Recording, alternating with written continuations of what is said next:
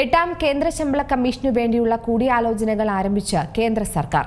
Consultation പ്രക്രിയയുടെ ഭാഗമായി ജീവനക്കാർ, പെൻഷൻകാർ, സ്റ്റാഫ് യൂണിയനുകൾ, മറ്റ് പങ്കാളികൾ എന്നിവരിൽ നിന്ന് നിർദ്ദേശങ്ങൾ ക്ഷണിച്ചു തുടങ്ങിയതായി ധനകാര്യ മന്ത്രാലയം അറിയിച്ചു.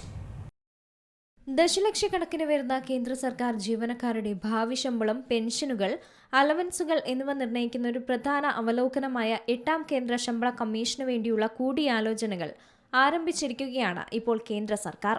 കൺസൾട്ടേഷൻ പ്രക്രിയയുടെ ഭാഗമായി ജീവനക്കാർക്കും, പെൻഷൻകാർക്കും, സ്റ്റാഫ് യൂണിയനുകൾക്കും മറ്റ് പങ്കാളികളിൽ നിന്നും ധനകാര്യ മന്ത്രാലയം നിർദ്ദേശങ്ങളും ക്ഷണിച്ചിട്ടുണ്ട്. ഏപ്രിൽ 30 വരെ ഒരു ഓൺലൈൻ പോർട്ടൽ വഴി ജീവനക്കാർക്ക് ഇത് സംബന്ധിച്ച നിർദ്ദേശങ്ങൾ സമർപ്പിക്കാൻ സാധിക്കും. കമ്മീഷന്റെ റഫറൻസ് നിബന്ധനകൾ 2025 നവംബർ 3 ഔദ്യോഗികമായി അറിയിച്ചത്.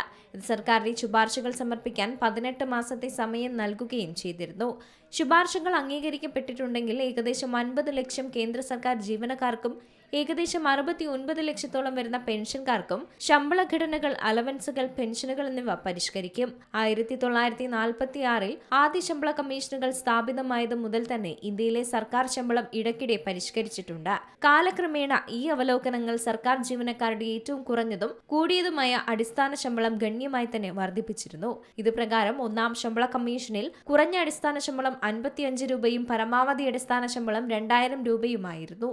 ഉയർന്ന ഫിറ്റ്മെന്റ് ഘടകം സ്വീകരിച്ചാൽ മിനിമം അടിസ്ഥാന ശമ്പളം നിലവിലുള്ളതിൽ നിന്ന് ഗണ്യമായി വർദ്ധിക്കുമെന്നാണ് ചില വിശകലന വിദഗ്ധരും കണക്കാക്കുന്നത്. എന്നിരുന്നാലും ശമ്പള നിലവാരത്തെക്കുറിച്ചോ നടപ്പാക്കൽ തീയതിയെക്കുറിച്ചോ അന്തിമ തീരുമാനം എടുത്തിട്ടില്ലെന്നാണ് ഉദ്യോഗസ്ഥർ പറയുന്നത്. കമ്മീഷൻ റിപ്പോർട്ട് സമർപ്പിക്കുകയും ശുപാർശകൾ അംഗീകരിക്കുകയും ചെയ്തതിനു ശേഷം മാത്രമേ പുതിയ ശമ്പള ഘടനയ്ക്കുള്ള സാമ്പത്തിക വ്യവസ്ഥകൾ എടുക്കുകയുള്ളൂ എന്നാണ് ഇപ്പോൾ സർക്കാർ വ്യക്തമാക്കിയത്. News desk C Malayalam news. ഏറ്റവും പുതിയ വാർത്തകളും വിശേഷങ്ങളും വിരൽത്തുമ്പിലറിയാൻ സി മലയാളം ന്യൂസ് എല്ലാ ഡിജിറ്റൽ പ്ലാറ്റ്ഫോമുകളിലും ലഭ്യം.